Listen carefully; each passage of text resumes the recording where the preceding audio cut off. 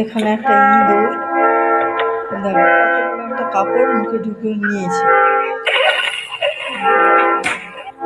এবার এই ইঁদুরগুলো অনেকটাই মুখে খাওয়ার জিনিস সবই ঢুকিয়ে নেয়। এ আবার খেলনার বল ঢুকিয়ে নিয়েছে, মুখের ভেতর থেকে আলো দেখা যাচ্ছে। একটা কাপড় ঢুকিয়ে নিয়েছে।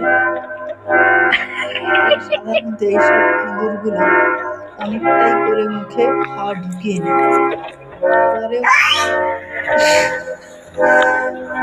পরে কি অসুবিধা,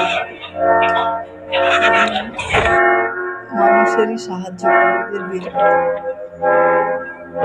এটা একটা ছবি, হয়তো